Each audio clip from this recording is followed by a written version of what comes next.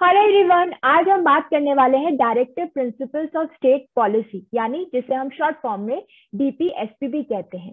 ये कॉन्सेप्ट हमें गिवन है हमारे इंडियन कॉन्स्टिट्यूशन के पार्ट 4 के अंदर और आर्टिकल्स 36 to 51 इस चीज से डील करते हैं। अगर हम बात करें इसकी हिस्ट्री की, इसके बैकग्राउंड की, तो इसको हमने डिराइव किया था आयरिश कॉन्स्टिट्यूशन से, लेकिन इसका बैकग्राउंड कुछ और ही है। आयरिश कॉन्स्टिट्यूशन ने इसे डिराइव किया था स्पेनिश कॉन्स्टिट्यूशन से और हमने इसे लिया आयरिश कॉन्स्टिट्यूशन के आर्टिकल 45 से। सो ये जो है कहाँ से रिकमेंडेशन आया, कहाँ से कॉन्सेप्ट आया कि हमें ये डीपीएसपी जो है हमारे कॉन्स्टिट्यूशन में इंक्लूड करनी चाहिए। तो ये कॉन्सेप्ट दिया, ये सजेशन दिया सप्रू कमिटी ने इन 1945। और उन्होंने क्या किया, उन्होंने कैटेगराइज किया इंडिविजुअल राइट्स को दो कैटेगरीज में, एक तो जो कि जस्टिशिएबल हो और एक नॉन जस्टिशिएबल राइट्स। यानी जस्टिशिएबल राइट्स वो राइट्स जिसके अगेंस्ट में अगर वो राइट्स हमारे इन्फ्रिंज होते हैं, वो राइट्स हमारे वायलेट होते हैं, तो उसके अगेंस्ट में हम कोर्ट में जा सकते हैं, जो कि हमारे फंडामेंटल राइट्स। तो fundamental rights are justiciable rights, यानी अगर कभी भी हमारा कोई भी फंडामेंटल राइट वायलेट होता है तो उस वायलेशन के अगेंस्ट हम कोर्ट में जा सकते हैं, यहाँ तक कि डायरेक्ट सुप्रीम कोर्ट जा सकते हैं। और दूसरी कैटेगरी बनाई नॉन जस्टिशिएबल राइट्स की, और ये नॉन जस्टिशिएबल राइट्स है हमारे डीपीएसपी। यानी अगर डीपीएसपी में दिया हुआ कोई भी राइट अगर इन्फ्रिंज होता है या वायलेट होता है तो उसके अगेंस्ट आप कोर्ट में नहीं जा सकते। क्यों? क्योंकि ये नॉन जस्टिशिएबल राइट की कैटेगरी में आता है।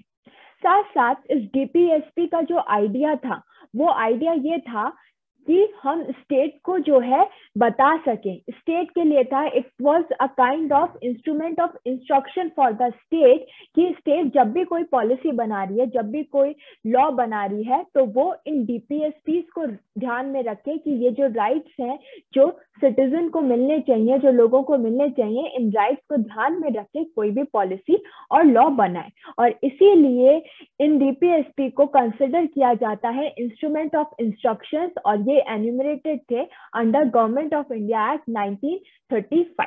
तो इस चीज को ध्यान में रख के उन्होंने डीपीएसपी का कॉन्सेप्ट लाया और उसे नॉन जस्टिशिएबल की कैटेगरी में डाला। क्यों डाला? क्योंकि ये सिर्फ डायरेक्शंस थे, जैसा कि नाम कहता है directive principle of state policy. ये डायरेक्शंस थे स्टेट के लिए कि जब भी वो कोई लॉ बना रहे हैं, कोई भी पॉलिसी ड्राफ्ट कर रहे हैं, तो वो इन डीपीएसपी को ध्यान में रखें। अब जो आर्टिकल 37 है इस इंडियन कॉन्स्टिट्यूशन का, वो स्टेट करता है कि कैसे डीपीएसपी की एप्लीकेशन होनी चाहिए, किस तरीके से उन्हें अप्लाई करना चाहिए। So these principles aim to ensure socio-economic justice to the people. इनका मेन एम क्या है कि सोशियो इकोनॉमिक जस्टिस होनी चाहिए, किसी में भेदभाव नहीं होना चाहिए, सबको न्याय मिलना चाहिए। और इसका काम है, इसका स्कोप है to protect the rights of a citizen and work at macro level. तो इसीलिए इन चीजों को ध्यान में रख के इस एम के साथ जो है ये डीपीएसपी बनाया जाए। अगर हम बात करें डीपीएसपी और फंडामेंटल राइट्स की, तो वो दोनों अलग चीज है। दोनों ही चीजें जो है हैंड इन हैंड चलती है, लेकिन डीपीएसपी सबऑर्डिनेट नहीं है फंडामेंटल राइट्स के, उनकी भी अपनी उतनी ही इंपॉर्टेंस है। तो इसीलिए दोनों इंपॉर्टेंस है, दोनों साथ साथ चलते हैं। दो फंडामेंटल राइट्स जो है वो जस्टिशिएबल है और डीपीएसपी जस्टिशिएबल नहीं है। अब ये जो डीपीएसपी के जो हमें आर्टिकल्स गिवन है, आर्टिकल 36 to 51, वो तीन कैटेगरीज में डिवाइडेड है, तीन प्रिंसिपल्स के बीच में डिवाइडेड है। और वो प्रिंसिपल्स है सोशलिस्ट प्रिंसिपल्स, गांधीयन प्रिंसिपल्स और लिबरल एंड इंटेलेक्चुअल प्रिंसिपल्स। इन तीन प्रिंसिपल्स के अंदर on the basis of ideological source ये जो है डीपीएसपी डिवाइडेड है। तो सबसे पहले हम बात करते हैं directives which are based on the socialist principle. Socialist principles के अंदर आते हैं, सबसे पहले आता है हमारा आर्टिकल 38, जो बात करता है, जो ये कहता है कि ये स्टेट की ड्यूटी होनी चाहिए कि वो प्रमोट करें वेलफेयर ऑफ द पीपल। और वो ये कैसे प्रमोट कर सकते हैं, कैसे वो करेंगे वेलफेयर ऑफ द पीपल, वो कैसे करेंगे? By securing and protecting social order ताकि वो इंश्योर करें social, economic and political justice. जो इनइक्वालिटीज है समाज में, दुनिया में, उसे कम कर सके। जो इनकम स्टेटस की वजह से, फैसिलिटीज की वजह से जो इनइक्वालिटीज हैं, जो अपॉर्चुनिटीज की इनइक्वालिटीज हैं, उन्हें कम कर सके। तो यही डायरेक्टिव जो गिवन है, वो गिवन है हमें आर्टिकल 38 में। और ये ड्यूटी है स्टेट की कि वो इंश्योर करें, वो ध्यान में रखें कि वो इनइक्वालिटीज कम करें, इंश्योर करें social, economic and political justice. वैसे ही इसी कैटेगरी में, इसी प्रिंसिपल के अंदर आता है अगला आर्टिकल, जो कि है आर्टिकल 39। आर्टिकल 39 ये कहता है कि the state shell make policies, जो कि क्या क्या सिक्योर करें, क्या क्या इंश्योर करें वो policies, that there should be adequate means of livelihood. ठीक है, लोगों को काम मिले, लोगों को ओनरशिप मिले, कंट्रोल ऑफ मटेरियल रिसोर्सेज मिले, या फिर उन लोग क्या इंश्योर कर रहे हैं कि कंसंट्रेशन ऑफ वेल्थ कम हो, कि जो कुछ हाथों में 1% लोगों के हाथों में ऐसा ना हो कि सारी वेल्थ है और बाकी लोग जो है पॉवर्टी, बिलो पॉवर्टी लाइन जा रहे हैं। तो इस चीज के ऊपर काम करें। Equal pay for equal work की बात कही गई है, और साथ साथ ये भी कहा गया है कि हमें जो हमारे वर्कर्स हैं उनकी हेल्थ का ध्यान देना चाहिए, उनको प्रोटेक्ट करना चाहिए, उनको स्ट्रेंथ प्रोवाइड करनी चाहिए। और साथ साथ एक बहुत ही इंपॉर्टेंट कॉन्सेप्ट भी इस आर्टिकल में आया, वो आया childhood and youth shall not be exploited. तो ये जो चाइल्ड लेबर है या बच्चों के साथ गलत होता है, उसके बारे में भी कहा गया है कि इससे रिलेटेड भी स्टेट की ड्यूटी है कि वो इस तरीके के लॉज बनाए, इस तरीके की पॉलिसीज बनाए। नेक्स्ट आर्टिकल है आर्टिकल 41। आर्टिकल 41 बात करता है right to work, education and public assistance in cases of unemployment. So article 41 क्या बात कर रहा है कि स्टेट को किसके ऊपर काम करना चाहिए। स्टेट को ध्यान देना चाहिए कि सबके पास काम हो, सब एजुकेटेड हो, जो लोग अनएम्प्लॉयड हैं उनको कैसे असिस्ट किया जा सकता है, जो लोग ओल्ड हैं या बीमार हैं या डिसेबल्ड है, उनकी हम कैसे मदद कर सकें, उसके बारे में स्टेट को कुछ लॉज बनाने चाहिए, कुछ पॉलिसीज बनानी चाहिए। नेक्स्ट आर्टिकल है आर्टिकल 42। आर्टिकल 42 बात करता है कि जहां पे भी लोग काम कर रहे हैं, जहां पे भी वर्कर्स काम कर रहे हैं, उनके लिए ह्यूमन कंडीशंस ऑफ वर्क होनी चाहिए। यानी कहाँ वो काम कर रहे हैं, उनको प्रॉपर स्पेस मिलनी चाहिए, प्रॉपर लाइटिंग होनी चाहिए, प्रॉपर पानी पीने का मिल रहा है या नहीं मिल रहा है। तो ह्यूमन कंडीशंस ऑफ वर्क, जो बेसिक एमिनिटीज है, वो उन वर्कर्स को मिल रही है या नहीं। साथ ही साथ इसमें कॉन्सेप्ट आया मैटरनिटी रिलीफ का, यानी वो वुमेन जो प्रेग्नेंट है उन्हें मैटरनिटी रिलीफ मिलना चाहिए, उन्हें मैटरनिटी बेनिफिट मिलना चाहिए। पहले क्या होता था, जब तक ये सब नहीं था, जब तक मैटरनिटी बेनिफिट एक्ट नहीं आया था, generally as soon as a women is pregnant उसे अपना जॉब छोड़ना पड़ता था और एम्प्लॉयर भी उसे निकाल देता था और उसे कोई वेजेस या उसे कोई सैलरी नहीं मिलती थी। लेकिन अब इस मैटरनिटी रिलीफ की वजह से, इस मैटरनिटी बेनिफिट एक्ट के आने की वजह से क्या है, उन्हें अपनी प्रेगनेंसी के टाइम पे छुट्टी भी मिलती है, पेड छुट्टी मिलती है, और अपने बच्चे का ध्यान रखने के लिए उन्हें लीव्स भी मिलती हैं और साथ साथ पैसे भी मिलते हैं। तो ये कॉन्सेप्ट जो मैटरनिटी बेनिफिट एक्ट जो बना, वो किसको ध्यान में रख के बना, इस आर्टिकल 42 को ध्यान में रखा, जहां पे ये कहा गया है कि मैटरनिटी रिलीफ के बारे में भी स्टेट को कुछ ना कुछ करना चाहिए। नेक्स्ट आर्टिकल है आर्टिकल 43।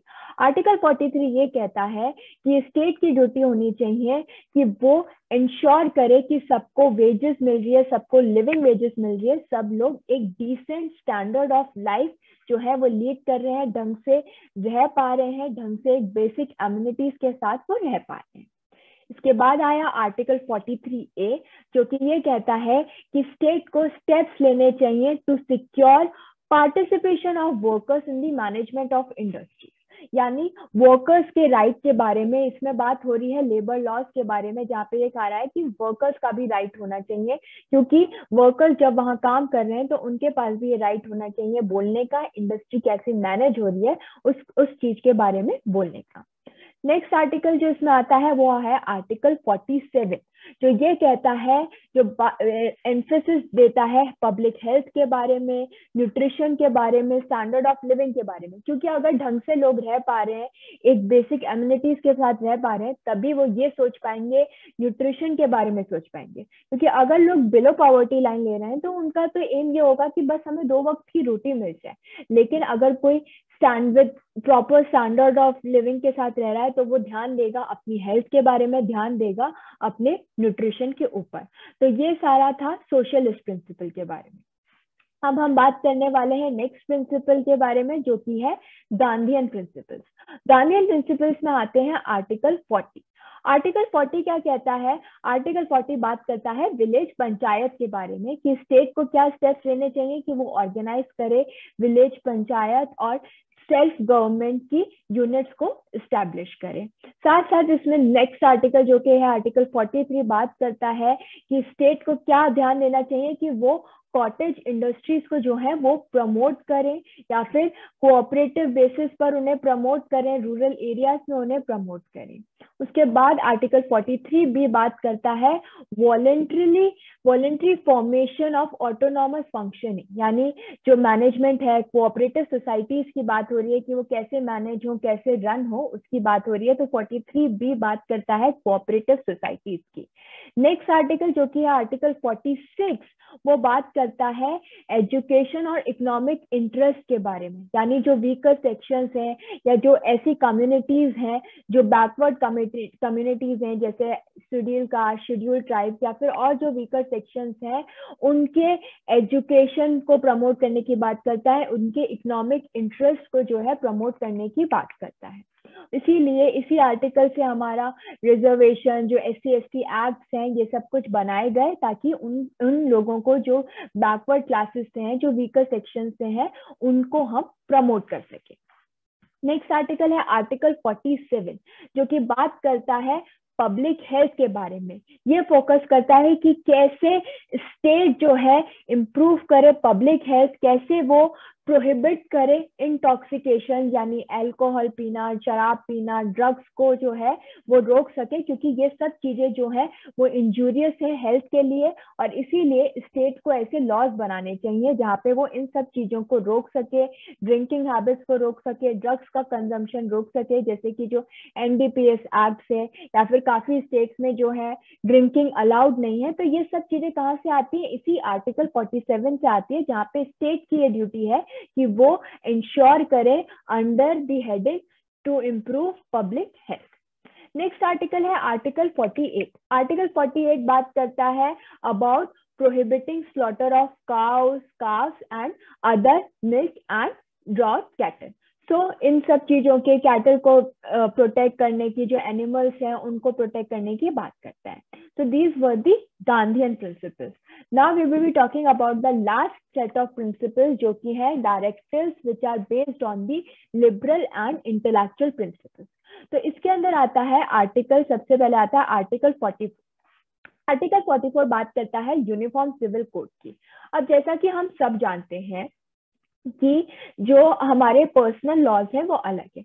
जनरली हमारे जो सिविल लॉज हैं या क्रिमिनल लॉज हैं वो कॉमन है, जैसे कि IPC हो गया, CPC हो गया, वो कॉमन है। जब हम IPC किसी पे अप्लाई करते हैं तो हम ये नहीं सोचते कि ये इंसान हिंदू है या मुस्लिम, वो हम बिना इस बात का डिफरेंशिएट किए कि वो कौन सी कास्ट का है, क्रीड का है, रिलीजन का है, हम उसे अप्लाई करते हैं। लेकिन जैसे ही बात आती है पर्सनल लॉज की, तो वो लॉज जो है वो डिफरेंट है। हिंदू लॉ डिफरेंट है, मुस्लिम लॉ डिफरेंट है, पारसी लॉ डिफरेंट है, क्रिश्चियन लॉ डिफरेंट है। तो इसीलिए आर्टिकल 44 बात करता है यूनिफॉर्म सिविल कोड की, यानी हमें एक ऐसा कोड बनाना चाहिए, ऐसा लॉ बनाना चाहिए जो कि यूनिफॉर्म हो पूरी इंडियन टेरिटरी पे, हर पर्सनल लॉज की जगह वही यूनिफॉर्म सिविल कोड लगे। दो इंडिया में अभी यूनिफॉर्म सिविल कोड नहीं है, सिर्फ गोवा ऐसा स्टेट है जहाँ पे यूनिफॉर्म सिविल कोड जो है एप्लीकेबल है।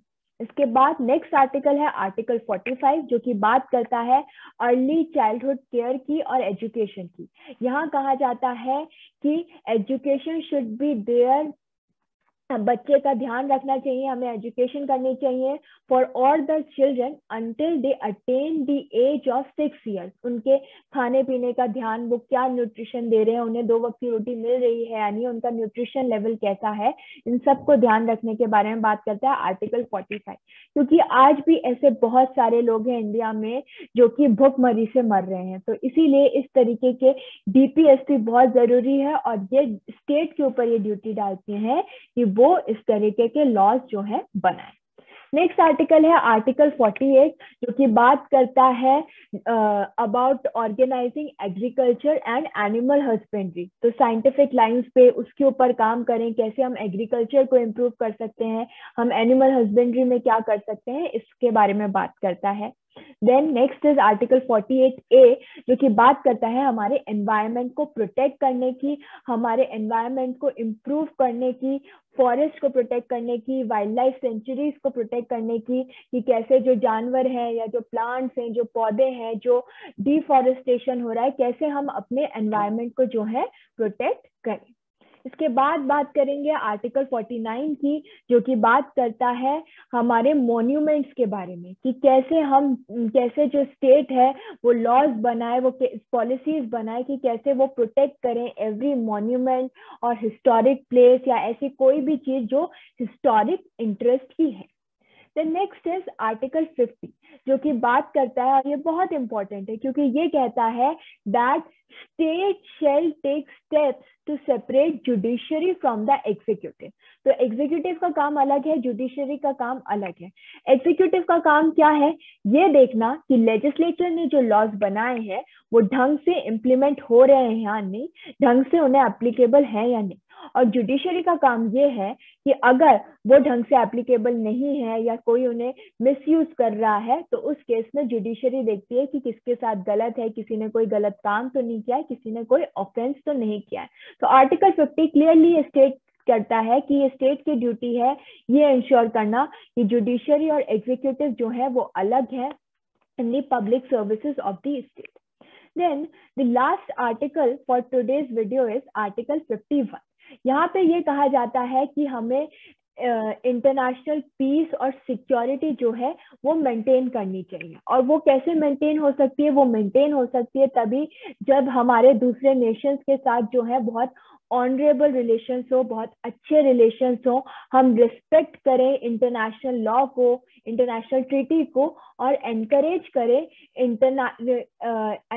करें कि अगर कोई भी इंटरनेशनल डिस्प्यूट होता है तो उसे हम शांति से सेटल कर सकें, हम आर्बिट्रेशन के थ्रू सेटल कर सकें, ना कि वॉर के थ्रू, जैसे कि अभी रशिया और यूक्रेन में हो रही है। तो क्या फोकस होना चाहिए था कि हम कैसे भी इन इंटरनेशनल डिस्प्यूट्स को जो है आर्बिट्रेशन के थ्रू, शांति के थ्रू रिजॉल्व करें, ना कि वॉर की तरह जो इस समय हो रही है। So I hope this video was helpful to all of you. इस वीडियो के थ्रू आपको हमारे डीपीएसपी जो है वो अच्छे से समझ आ गए होंगे। And in case there is any issue in regard to legal matters or law exams, you can reach out to me on my Instagram ID or on my email ID. The link for the same is provided in the description below. Please do like, share and subscribe to my channel. Thank you very much.